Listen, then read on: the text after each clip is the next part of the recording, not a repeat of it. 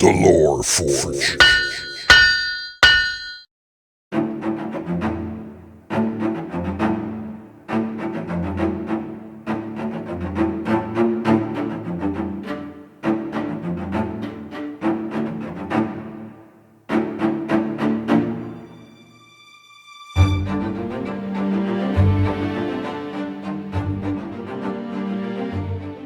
The Revenant and the Tomb by Herman P. Hunter.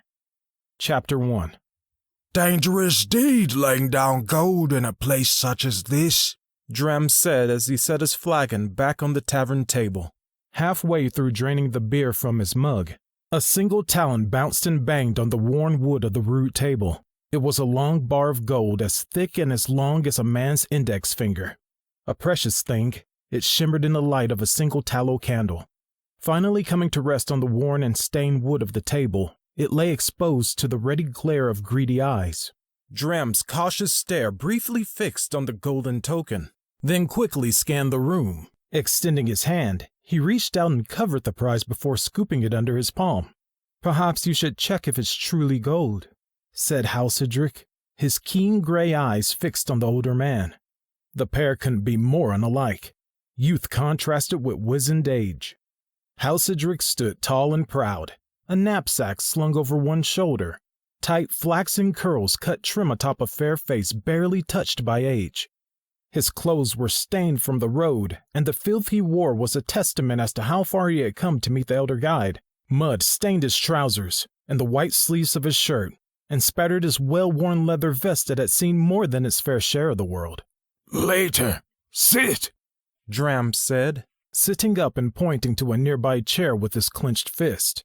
A hard man with a hard face. His features were weathered by the elements and long years of hard living. Running from the left edge of his brow, a scar wound down and around his cheek, following the line of his jaw. The bulge of the scar parted the hairs of his beard, which came neatly to a point under his chin. Wool and leather made up most of his garb, durable but weather-worn, hiding a shoddy linen shirt beneath. A long, dark gray mane was pulled back and woven into a long braid that ran down the length of his back. Halcedric had unloaded his burden, as Dram quickly slid his prize into an inner pocket of his woolen vest. All the while, he eyed the patrons who stewed and simmered in the darkened expanse of the room. This was indeed a rough place, smoke-filled, greasy, and dim. The low rumble of quiet conversation could be heard in the shadows. With a low dying fire in the distant hearth, the light from cheap candles in their rude holders wasn't enough to give the place life. Perhaps that was by design. For Halcedric, the smell was enough for him. Stale beer, soured wine, hints of urine, vomit, and worse lingered like a wretched miasma around him. The greasy smoke of the burning tallow stained the rafters. This was an old place where many generations of men came and schemed terrible schemes, given anonymity by the eternal dusk that lived within the walls. This certainly wasn't the first tavern Halcedric had visited, for he had seen many such places in his time. Large, timber-framed structures whose walls were made of tree trunks, logs that were stripped and notched, the gaps on the seams packed with moss and clay. Yet of all the seedy establishments he found himself in, this place held a distinct rank as one of the most blighted. Taking up his flagon again, Dram leaned back in his chair, the wood creaking in reply. He held it in the air for a moment before taking a swift drink and cradling the wooden mug in his hands. "Aye, you got my attention." His voice ground in his throat, hinting of his advanced age and habitual use of a pipe. "I suspect I already know what you're going to ask of me." "I need a guide," answered Halcedric. "Aye, I know these parts well. Might I ask where you're going?" Settling into what little comfort his chair provided, Halcedric continued his keen-eyed stare. "They say you know the lands of the Horn of Torgiv well." Coy, Dram stared into the remaining beer of his flagon. The candlelight flickered a bit, casting shadows on the lines of his face. "Aye," he said with a subtle nod. "I need someone who can lead us to the southern slope." Dram let loose a discontented sigh. The interest that his face once showed diminished. "Is there a problem?" said Halcedric. There was a bland quality to his expression, like that of an innocent boy, unaware of the world and its dangers. Yet there was also confidence that shone through. The confidence of a man who had known peril and was unafraid. "Have you any idea what lingers there, friend?" Quick and cynical, Dram's glance, though brief, spoke volumes. This was not the first time someone had asked him for such a service, much to their eventual regret. "I am aware of the peril." "Are you? Tell me, son, what you know of them lands." With a slight grin, Halcedric replied, "I know that you are one of the few who dare venture there. All the others I asked politely declined." "Aye." "So you will accept?" Lazily placing his mug back on the table, Dram answered, "See here, friend. If'n you pay up front, I'll take you as far as I deem wise. I may be old. I ain't no fool." Leaning forward and setting his arms on the table, he lowered his voice and spoke with a frankness that was both bold and dismissive. "Them lands ain't for the faint of heart. Yuck up there. And worse." "Yuck do not concern me." "They should." Dram answered with a hard stare. "But they ain't the only peril you'll face." "This is none of your concern." Lifting up slightly, Dram rubbed his face with his hands, part in frustration and part in disgust. "You ain't the first, you know." "You will be well paid." "Pay ain't got nothing to do with it. I've made good coin of them fools coming up here and asking the same as you." "And you refused them?" "A man's got to make a living." Halcedric's gaze hardened. "And yet, knowing what you know, you took them. Does that not trouble you?" "I sleeps well, if'n that's what you mean." "How then?" Incredulous, Dram's irritation at Halcedric's persistent questioning started to show on his face. His eyes looked away, and with a disgruntled sigh he spoke. "'Cause of each of them I says the same, but I says the same as I say to you." "Which is?" "That gold is gold, and being a tracker is my trade. I do it well. Many I've took to the land of the Aeronach, and of them bloody and rent they returned, if'n they return at all." Eyes shifting away for a moment, Halcedric considered the warning of the guide. "Fair enough. Your concern is noted." "Son, heed my words," Dram said, his words pleading, though his tone and expression were far from it. "They'll all go, bold and boasting.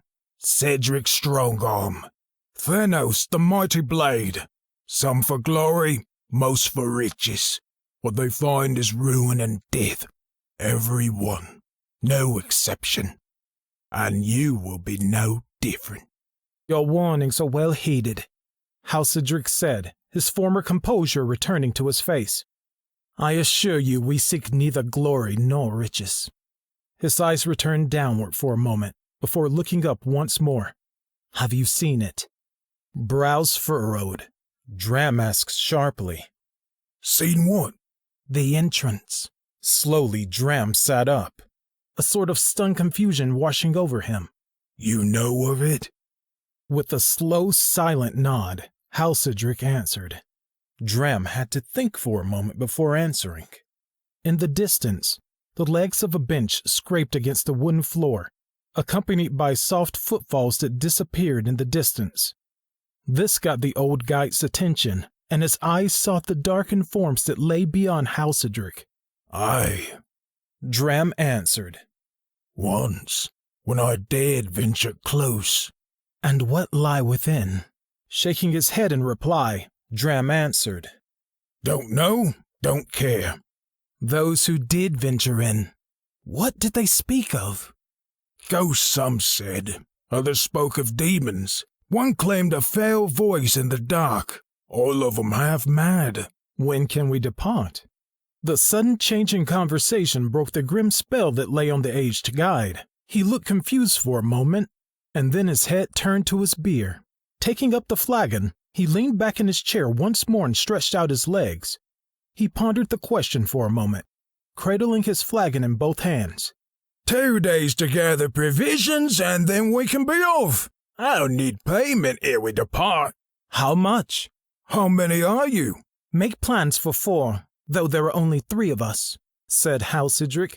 We have made camp just north of the village. Find us there on the morrow and you will be paid. 12 silver anders for supplies, 10 gold anders for the journey. Half now, half when we make final camp. A fair price, Halsidrick said as he stuck out his hand. Dram looked at the gesture for a moment and paused, obviously pondering the wisdom of the agreement. With reluctance, he set his flagon on the table once more, leaned forward in his chair, and grasped Halsidrick's hand. The sheer gesture of a pact that had been sealed. Dram offered a queer look when he felt the soft, supple flesh of his client's hands. These are not the hands of an adventurer. Oh? Releasing his grip, Dram took up his flagon again and leaned back in his chair. Your hands feel like those of a kept maiden or a silk-swaddled nobleman's son. Cocking an eyebrow, Halsidrick let his hand fall. Oh? Dram shrugged as he took a quick sip of his beer. Well, we'll know your measure in due time. How so? Did I not say dropping gold in a place like this was an ill thought? With a knowing smile, Halsidrick closed his eyes and returned a slow nod. Ah, you refer to the 5 men seated behind us? Yes, I saw them as I entered. Did you now? There are 3 sitting there now, yes? Leaning his head to one side, Dram squinted his eyes, probed the dim light and haze beyond them. Aye. That means 2 are awaiting me outside, with 2 to follow, and a 3rd as a runner should I decide to slip out the back. His brows lifting in surprise, Dram answered with a single, Aye. I assure you they will not be a problem. I am not so much a fool as to enter this place with a full purse. As you say, son. And one other thing, Halsidrick said, as his grin faded and his keen, terrible eyes returned. I am not your son. You look mighty young. Reaching down and picking up his pack, Halsidrick interrupted. Of one thing I can assure you, appearances can be quite deceiving. We shall see, eh? Legs scraped against the filthy wooden floor as Halsidrick stood from his chair, the back of his knees pushing the seat away. Slinging the strap of his pack over his shoulder, he said softly, Yes, we shall. With a shallow bow, he added, Good evening to you, sir. See you on the morrow. Lifting his mug in reply, a disbelieving smile graced the face of the guide beneath the twisted and uneven hair that sprung from his face. Turning sharply, Halsidrick disappeared into the drear of the tavern, weaving his way through the benches, tables, and chairs that seemed to haphazardly clutter the space. Making his way straight to the main door, he stopped as he passed the trio. They were sitting on benches that flanked the long table, 2 on one side and 1 on the opposing bench. They were a rough and motley crew. He faced the men as a hush suddenly fell over the dimly lit room. Lean faces, unshaven, with dark, long hair and hungry eyes stared back at him. The expressions they held belied clear surprise by Halsidrick's actions. Halsidrick smiled and bowed slow and shallow. Gentlemen, he said in a stately voice, leaving the trio confused. Facing the door once more, he continued his trek to the exit. Fool, Dram muttered to himself as he quickly drained the remains of his flagon. With a satisfied grunt, he held the empty mug up high and yelled, Innkeep! Another beer now, curse you!